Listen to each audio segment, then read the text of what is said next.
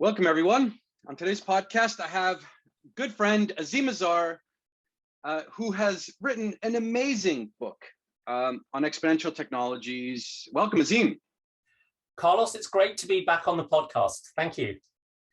Now, the reason why I was so excited to have you back on for your book is because, frankly, it is one of the most eye-opening books I've read in a long time.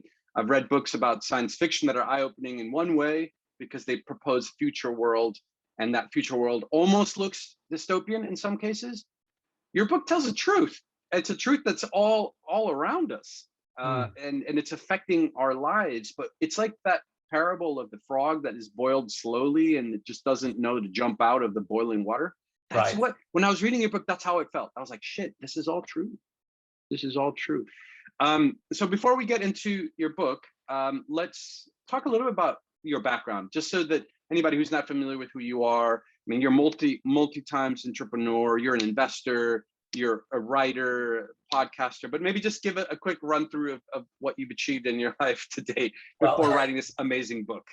No, thank you so much. And thank you for the really kind words. I think in a funny sort of way, I haven't fallen that far from the original tree. So I was born in 1972, and it was the year after Intel released the 4004 microprocessor, which is sort of heralded as a real milestone in the development of the tech industry. And through my childhood, 2 continents away, in the US, Apple and Microsoft and the Altair 8800 were coming to being, into fruition. And at the same time, where I was born in Zambia, where my dad was working for an economic development organization, helping a newly independent Zambia develop the types of institutions that well-run countries have. And so there was a connection to this idea of institutions and economics. And those 2 areas, computers and the wonderful nerdiness that goes with it, and economic institutions, have stuck with me throughout my life. And I didn't realize this until I was in my 30s, thinking, gosh, I keep going back to those 2 things in equal measure. So as a founder and as a journalist and as an investor. Most recently, my last company was called Peer Index. It was acquired by Brandwatch. It was in the big data space. And I have been lucky enough to invest. I invested in the very first Seedcamp fund, and I do wish I had invested in some of the later ones, of course, because quite rarely you've done better and better and better as you've gone off, and I've been so proud to watch that journey. And so today I really spend my time largely and increasingly investing in early stage companies, looking at deep technology, the intersection with machine learning and biology and climate change, and some other areas. Produce a newsletter, Exponential View, and the podcast, and we have a community now that helps us around that. And of course, we've just published my first book, which is called Exponential, alongside. But the whole idea knits back together to those first days back in Zambia in 1972, which is that there's a range of very, very fast changing technologies that are dramatically changing the world. And I explain why in the book. And the way in which they're changing it is putting a lot of strain on our social, economic, and political institutions. Yeah, that's a very good way to tee up the way that I've interpreted your book. And I was sharing this with you before we started recording. But when I read your book, it felt like there was a natural divide between the first few chapters, the first 4 chapters or so, who like really painted what led to today. And one of the interesting things about those 4 chapters is that one key thought, which I kind of knew in the background, but I just kind of worth highlighting for those that haven't really reflected on it, is that even though we have technologies that can be used for good or for bad, and that a lot of these technologies, like computers, mobile technologies, 5G and all that stuff, can be used for good or for bad, there's one fundamental principle that makes them more complicated than just being neutral objects of utility, is that they were designed for specific groups of people by specific groups of people. which means that they're not as quite as neutral as we think they are, right? I was speaking with a founder who makes a machine learning insurance risk assessment product. And one of the problems that he highlighted was that a lot of the data, for example, about historic driving risk is mostly male drivers, because some of the historic data leading through the 30s, 40s, 50s, 60s, the predominant gender for drivers was male. And so he was like, this is negatively skewed towards one group. And so any kind of semblance of like smartness coming out from a data analysis is wrong, fundamentally wrong. And so your first few chapters talk about how, even though we think this stuff is benevolent, there's actually a lot of, not malevolence, but lots of ignorance built into this. But maybe you want to riff on that. I think, yeah, there's some embedded assumptions that sit within these the development of these technologies, and sometimes they are, as your colleague pointed out, they relate to historical data that might not be relevant. They also relate to trade-offs that product managers have to make. I mean, we forget that when you're producing a technology, you've got a deadline to hit, and you've got a limited amount of resources, and the founder is breathing down your neck. And you're going to sit there and you're going to say, which shortcut do I take in order to ship? Always be shipping. You learn by shipping. And the choice of the shortcut that you might make, a very, very tactical decision, will often be baked into your own experience, or the things that the people around you think are important. And so that in itself, there's a question. We've seen this historically in other ways. I mean, we know, for example, that traditionally offices, which for those of us who've been isolating and working remotely for 2 years, are big buildings that people used to have to go to work. Offices were often too cold for women, because the design and the planning of air conditioning was sort of regulated against the man's body temperature, which tends to be slightly higher than a woman's, just because of our physical size. And so you see that with seatbelts, where seatbelts were initially designed and safety tested on dummies that had a kind of male weight and a male skeletal frame, and so they didn't work well with women. But this idea that technologies are not neutral, they're neither good nor bad, is a really, really important one. Because if you're coming out of a world where you build technology and you make money from technology, and that's predominantly been Silicon Valley for the last 40 or 50 years, it's much better for you to go out and say, look, this is a neutral tool. How it gets used is up to the user, because then you don't have to worry about those downstream uses and miss out. You can just say, well, it was a dumb user, right? Guns don't kill people, people kill people. And so it's very, very convenient, because it means there's a whole set of questions you don't need to then think about.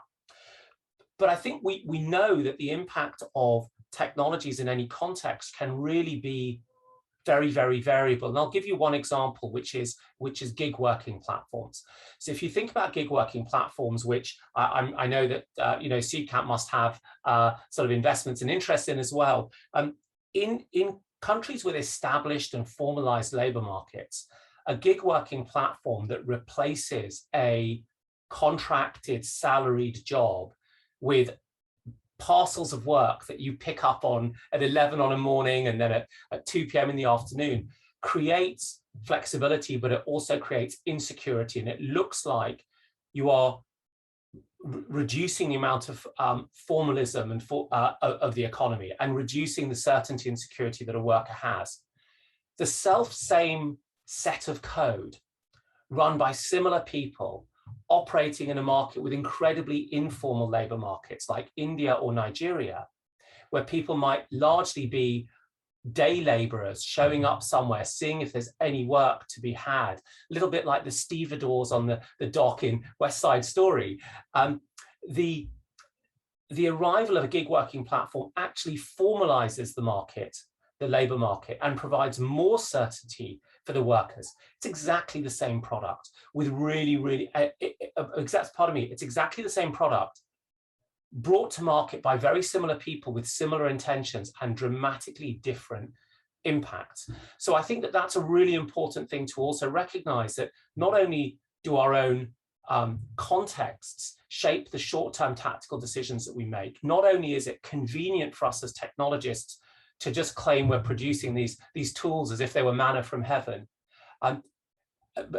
but also that when these things get implemented in particular cultural and social contexts, they'll have dramatically different impacts. And I think that's an important message. Yeah, that's a very important message, and really the key element of that, what I would say the second half of the book is, and you know, the chapters that start with the title "Labor's Lost Love" and end with "Abundance and Equity." These chapters are really eye-opening. I mean, I shared this with you earlier. I think as I read the book, it was very interesting to reflect on the impact that we all collectively are feeling, but also that we need to take action about. You know, there's environmental challenges that I think we're all collectively taking action on, but then there is sociological impacts and political impacts that we need to take impact on. And I think the way you've woven them together is very succinct and very helpful. And I'm just going to read a little snippet from your last chapter that kind of, I think, does a good job of tying all these concepts together, and then we'll unpack it. But technology alone is not enough. Without the right governance, they may still lead us down the road of overconsumption, environmental catastrophe. The second issue is that technology is destabilizing.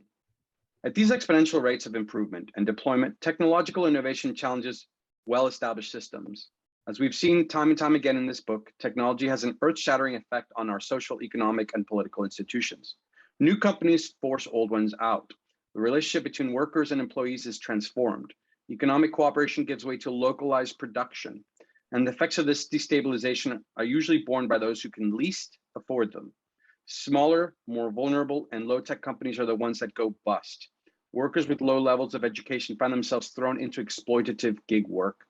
The localization of supply chains is ruinous for the economies of the developing world. The negative effects of the exponential age are never evenly distributed.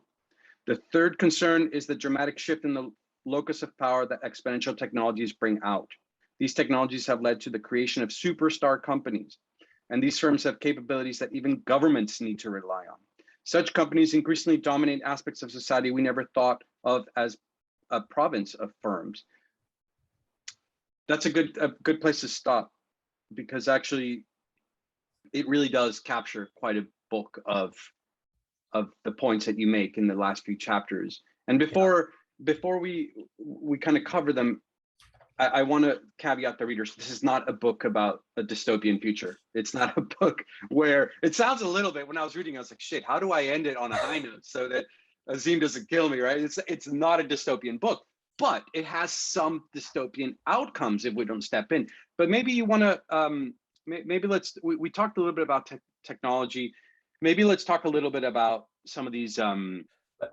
Carlos, if I may, before you do, because I was looking down to my copy of the book over here, because I know that the start of the next section, which you don't quite get to in your reading of the extract, is this. But this dystopian world is not inevitable. It is easy when faced with transformative technologies to become deterministic. Skip ahead, yet technology doesn't determine how it develops. We do. And then I give some insights as to how we close those gaps and how we tackle those risks that emerge. And I think that you're right in saying this isn't a dystopian book. What I tried to do was to the best that I can explain the underlying technological processes. Right? What are these processes that allow us to make bold claims that say technology is accelerating? In other words, it's getting faster and faster. And I think I make that claim, and I back it up. It's a really trivial and easy thing to say and stick on a PowerPoint slide and going to get people excited. But we have to explain those underlying processes, because once we understand the underlying processes, I think we can then start to see how the conclusions play out. Right? So how do I go from the miniaturization that led to Moore's law and the doubling of computing power every couple of years or so, through to labor markets in India becoming more formalized with gig working, right? So we start at one point and we get up to the other. And the reason I do it that way is because I felt that in the discussion that is going on about technology and its role in society, many times people are talking about the symptoms without understanding not just the cause, but the causative processes that get us to these effects that we consider symptoms. And I think that's really, really important. And it means that in some areas, I'm trying to move away from the idea of bad actors within the technology arena, although there are many unpleasant people working in this industry, just as there are very, very, very many amazing, committed, and just brilliant and fun people working in the industry, as there are in all industries, and through to an understanding of the processes that get us there. And I think there is a path to a slightly ugly dystopian future, some of which I paint in the book, if we continually focus on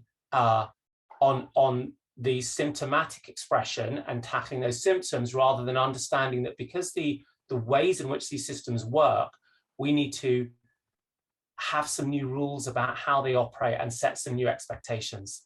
So maybe what we can do is we'll go through some of these and then we can maybe conclude with some of those ideas and what we should be doing. So does that sound like a good plan? Absolutely.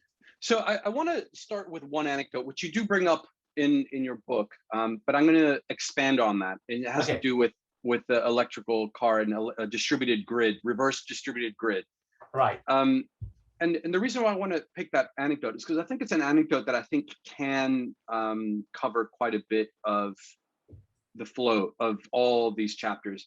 So when you look at what personal transport has done to transform society, it's massive, right? Like the internal combustion engine, affordable to every person, has been transformative in not only being able to get you to the hospital in time for somebody giving birth, to being able to take holidays locally, and a negative impact of that, which is kind of what you were alluding to, is that technologies come with benefits, but then the negative impact has been largely environmental, and also in terms of commodities and having centralized locations for manufacturing and import and export related environmental impact. And then of course, left uncontrolled, we would have most of a country just being highways and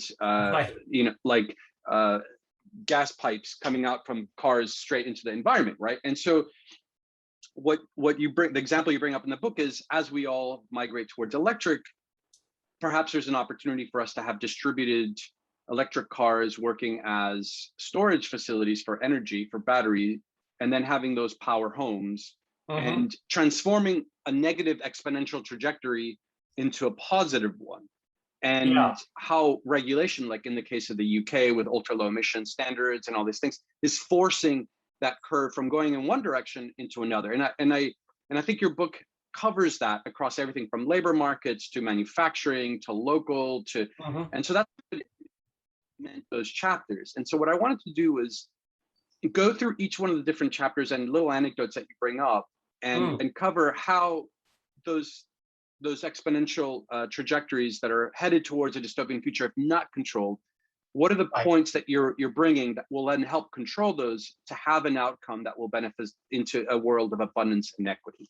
So let's start with the labor argument. And we talk a little bit about gig workers. We talk a little bit about you didn't explicitly bring it up, but one of our companies, UiPath, you did mention in the chapter, talking about robotics.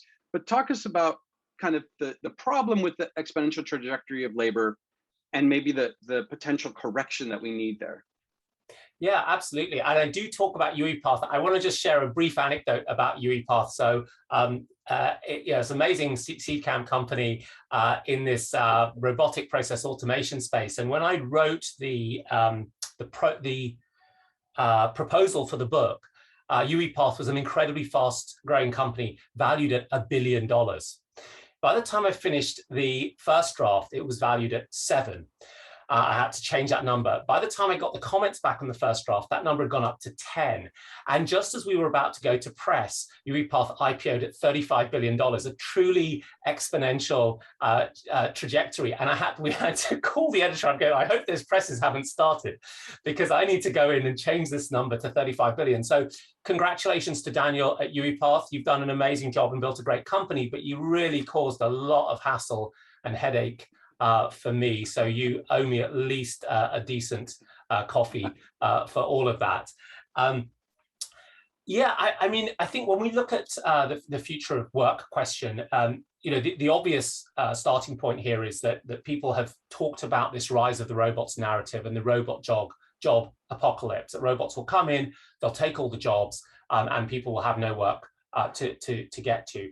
And my argument is that, in a sense, that's a fallacy for a number, even though it's very, very appealing for a number of reasons. That the idea that there's only so much work to go around and that economies don't create new styles of work is a really hard one to evidence and prove. That in general, economies have always created new classes of jobs, like venture capitalist and social media analyst and Reiki healer. And so we can expect that to start to continue. But the second is that even 6 or 7 years out from the rise of these companies, which is often long enough to see an impact, we're actually not seeing declining levels of employment.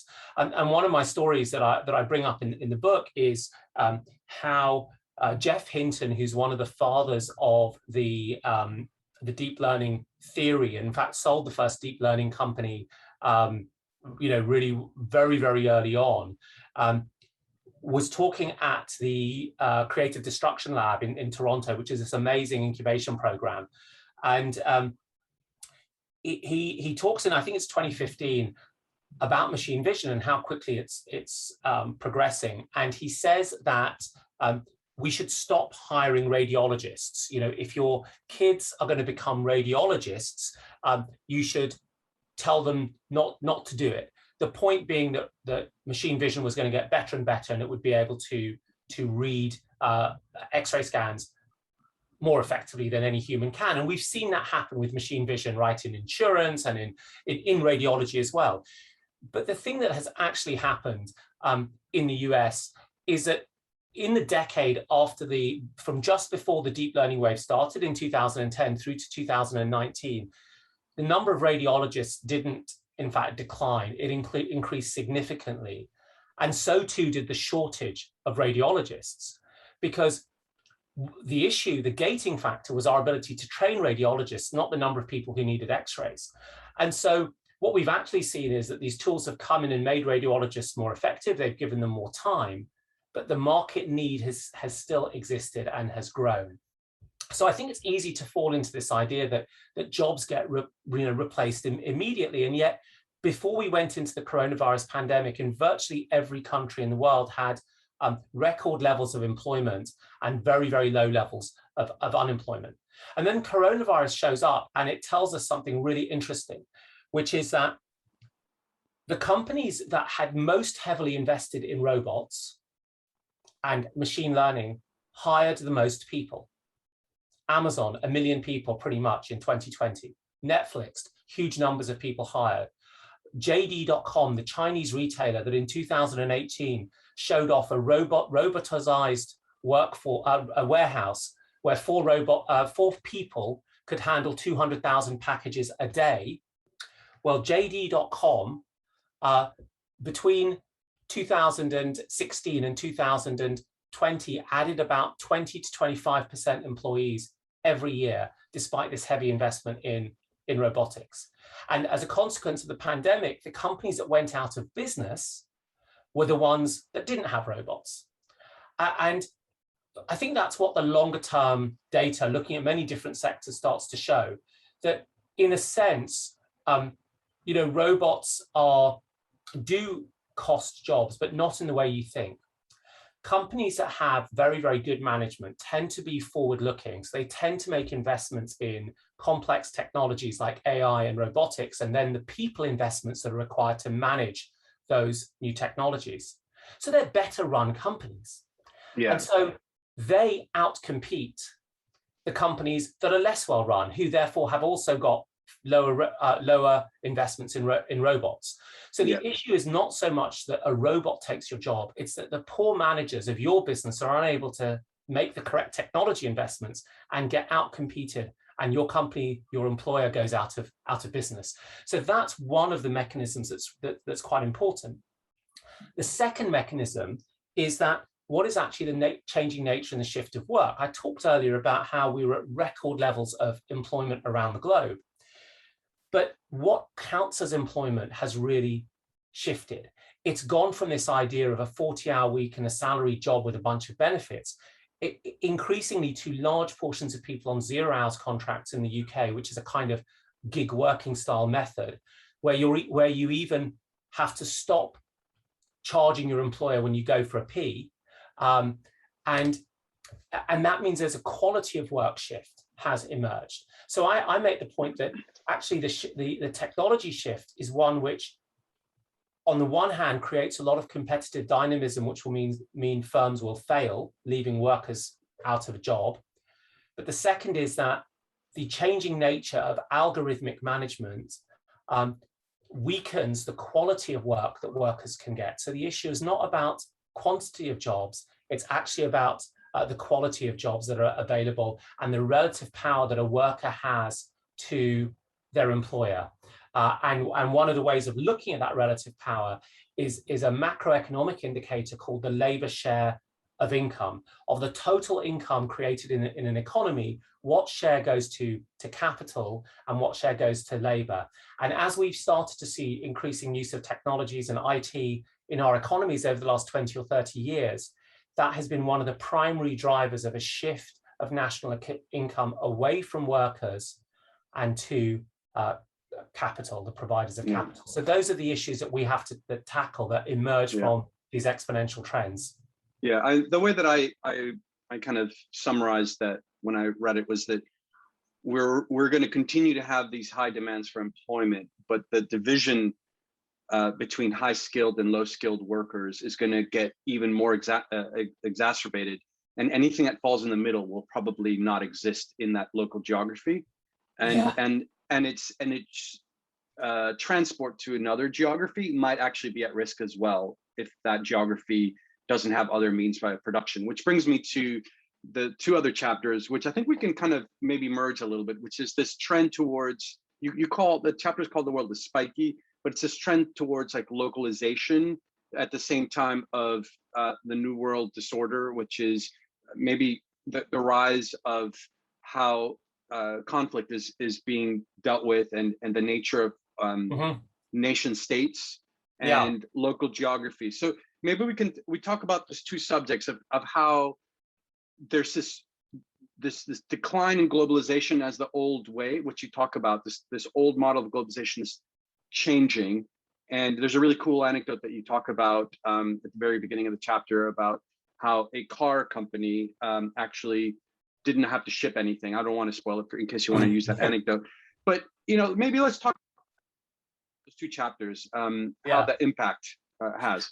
Yeah, absolutely. And funny that, just to talk about the pattern of the art of actually writing this, those two chapters were one chapter at the very beginning of writing the process. And then I split them out to deal with trade on one hand and conflict on the other. So if you imagine where we were, and Afghanistan has just fallen to the Taliban, so we feel quite far away from that now. But where we were 4 or 5 years ago was this idea that there was a rules-based order of globalization, that if we all adopted the same rules around intellectual property and free trade and so on, we would establish this amazing friction-free global economy that would allow everyone to do better. And one of my arguments, and we know that idea has started to lose its luster, but that the technologies themselves create a lot of spikiness in that otherwise flat world. And on the side of trade, the reason and production, the reason is largely that there are these breakthrough technologies that allow us to think about things more locally, and they change the locality of power. And I'll give one example, which is in electricity generation and in energy. So for much of the 20th century, that involved shipping large amounts of coal or natural gas or oil around from one place to another. And that articulated the nature of our geopolitics. You know, the reason the US kept a permanent presence in the Persian Gulf was not to give the sailors on its aircraft carriers suntans. It was to keep the Straits of Hormuz open and keep that lovely oil flowing. And the funny thing about oil is that oil is really, really unequally distributed around the world. The country with the most oil has 1 million times more oil per square kilometer than the country with the least oil. And out of that, we constructed a sort of geopolitical framework. Now, as we make a shift towards renewables, things start to change, because I now no longer need to ship massive freighters of liquefied natural gas from one part of the world to the next. The sun and the wind blows where it does, and I can pipe it reasonably far using high voltage direct current cables. Now, the thing about global insolation, which is the rate with which solar energy lands on the planet, is that it's much more equitably distributed. And in fact, the most solar-rich nation, which is Azerbaijan, subject of a recent conflict that I talk about in the next chapter, only gets 4 times more sunlight per square mile of land than the most impoverished, which is Norway. And so the gap between the haves and have-nots is minor in there. Now, the thing about solar and wind and other types of renewable energy is that they can, not only do they not require this sort of strange geography, they also allow both very, very large-scale deployments. Let's think about the Hornsea offshore wind farms, but local decentralized deployments, so community solar and rooftop solar. And in somewhere like South Australia, rooftop solar is going to be the driver of decarbonizing the South Australian power grid, even though the government is still rather supportive of fossil fuels over there. So individual people making individual decisions can start to take control of the shape of the energy policy. And when you throw in the idea that every single car, a typical electric car, has 40 kilowatt hours to 80 kilowatt hours of storage, which is enough to run a British home for several days, it means that you have a grid of batteries sitting on people's driveways or on their pavements that can be used to solve some part of the intermittency problem.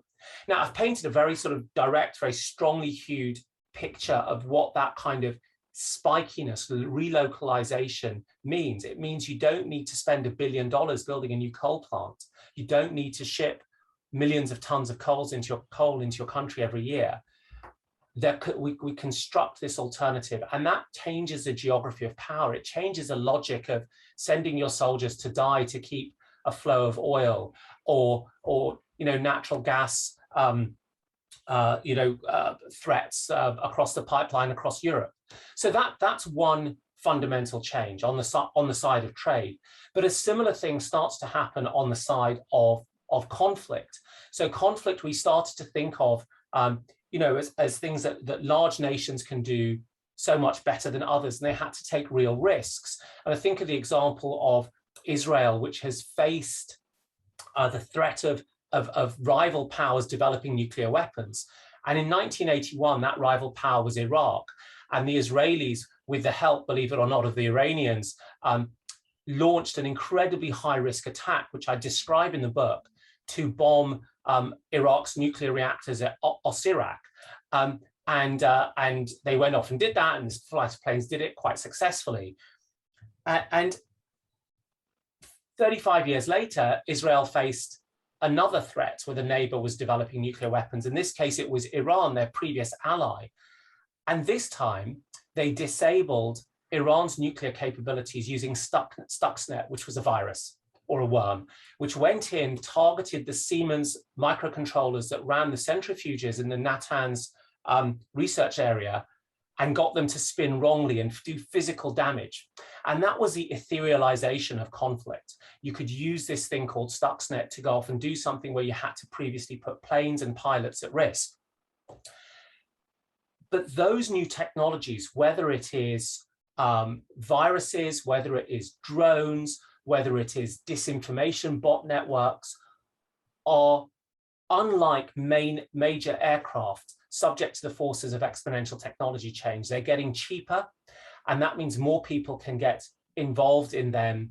And that means that you get this pattern of much, much larger types of digital conflagrations. And we've seen with solar winds in the US and other things, the rate with which this new digital attack surface is being penetrated by all types of actors. And it's not necessarily your adversary's military. It might be some hired gang of shadow criminals, or just people doing it for profit.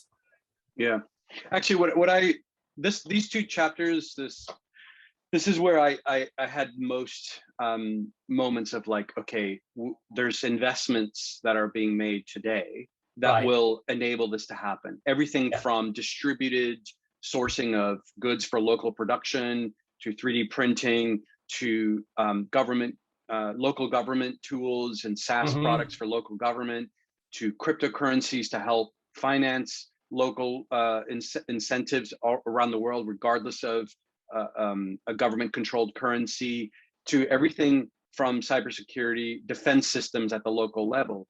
And this is probably, it doesn't come as a surprise that that's probably where the bulk of investments are coming now, is because there are these interesting trends. And so I'm curious, on your end, what are the areas that you're, as an investor, putting your investor hat on, what are the areas that you're most interested in investing right now in light of some of these changes? What are the things that you would encourage founders to think of in terms of new companies being started to capitalize on these trends?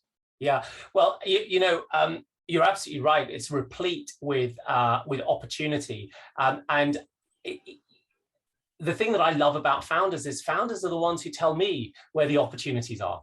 Because for me, founders are the ones who are really attuned to the trends amongst customers, whether it's businesses or consumers, and where a technology is just mature enough. And they are that bridge between those emergent and unarticulated needs and a technology that isn't quite right. And I rely on the founders to tell me what's going on more than anything else, because they're the ones who do it. But I am looking in those types of areas. The fact that there is a lot of decentralization going on means that there needs to be some governance of those resources, whether it is virtual power plants made up of smart car batteries, or whether it is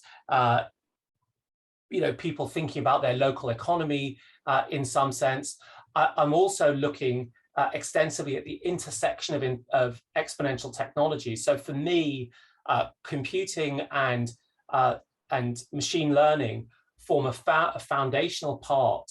And when you overlap them with the breakthroughs in protein engineering or in genomics, you start to create really, really interesting opportunities. So spaces like cellular agriculture or plant-based protein, or finding biomanufacturing methods to create many of the materials or replacement materials that we need in our modern economies, those things are super interesting. And likewise, when we look at the space of cyber threats and risk, and how we start to manage those risks, that isn't going away. And there are going to be real questions as we move towards a sort of an IoT world about how do we manage these 10 billion, 50 billion, 100 billion, soon trillion devices that are around the planet. How do we manage their reliability? How do we manage their updates? How do you patch them for vulnerabilities? Every investor always says now is the best time to start a company. I've been following startups since 1994, and I've never heard an investor saying this is a shitty time to start a company, right? It's always the best time to start the company. But what I would say, taking a long duration view out of history, is that this is genuinely a really good time to start, because we are at a turning point that we didn't see historically previously since 1895 to about 1920, when the world went from being gas, lamps, and horses and messenger pigeons to cars, telephones, and electricity. And when Seedcamp was founded in 2008, the world's largest companies were all built around those technologies of the telephone, the car, oil, and electricity. General Electric, ExxonMobil, AT&T, you can just look at the world's biggest companies. Now the world's biggest companies are built on largely one exponential technology, the computing platform. But over the next 10 years, new huge companies will emerge across the intersection of these and other platforms. And we'll look back mid-century, mid-21st century, and we won't really remember what General Motors was or what Exxon was. Instead, we'll be looking at companies built on these exponential technology platforms. And the founders that you are backing so reliably, Carlos, at Seedcamp, and I hope to sort of do similarly myself, will be the ones building those generational businesses. Yeah, and you know, one of maybe the last question I have down that path is that your last company, Peer Index, had some elements of it that you talk a little bit about in the Exponential Citizens chapter, where as these companies grow and as investments we make, investments you make, investments a lot of current investors make, as they grow both in capability in, like, let's say, gathering data sets about cyber threats or gathering data sets about plant types or about people, like Peer Index did about people and their influence. What modifications need to happen really to not only enable local production and privacy of that data, but also sharing so that it's more, you know, there's going to be people of ethnic backgrounds and gender and racial backgrounds globally distributed because of immigration, and those data sets need to be shared for it to be super inclusive. But you know, you have these issues of national defense and data management, like HIPAA and you know, German and US laws on data management. Maybe just play with that idea, in particular with your Peer Index hat on, and say, like, what regulation do you think should have existed for Peer Index, or maybe what regulation needs to exist for this not to become something that is so controlled that it can't blossom to benefit from scale, but so open that it creates the dystopian future that you mentioned? Yeah, it's such a great question. And with Peer Index, where we essentially, you know, indexed and analyzed 400 million people's public social media profiles. Oh, pardon me, not 400 million. Yes, it was 400 million. Yeah, 400 million people's public social media profiles. You know, we asked a lot of these questions of ourselves, but there wasn't really a framework, and our impact wasn't so big that it was societal. But I think the way we have to look at this is that there is a new set of a new domain that is emerging, which is this sort of data domain that didn't really exist 30, 50, 100 years ago when laws and habits were around this occurred.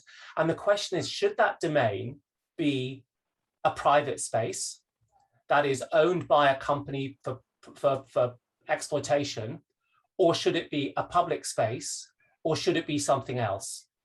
Now, if you think about the air that you breathe, the air that you breathe is a public space. The idea that Amazon or Apple might own that and meter it is the realm of really dystopian science fiction. So the question is, how should we think about that common space that emerges from our data trails? And to what extent should that be owned by the companies whose technologies enable it? To what extent should that be seen as a common benefit that we should all take advantage of? And I argue in the book that we need to have much more of that commons-based thinking in order to secure the benefits of being able to aggregate data that the technology now allows, because that will give us the confidence that this data is being used for our mutual benefit. And I didn't go into the detail of the legal mechanisms that you can use to do this, but you can build, you know, trust and foundation-like entities that can steward our data on our behalf. And there is still room for very successful, profitable companies to live on top of that. And the evidence proof of that is that the protocols of the internet are in the public domain, and trillions of dollars of value has been created on top of that. So I think it's absolutely possible to both steward and protect our data for our benefit and common good, and still have the relentless and powerful engine of creative entrepreneurialism running alongside that. But we just don't have that balance right today. Yeah.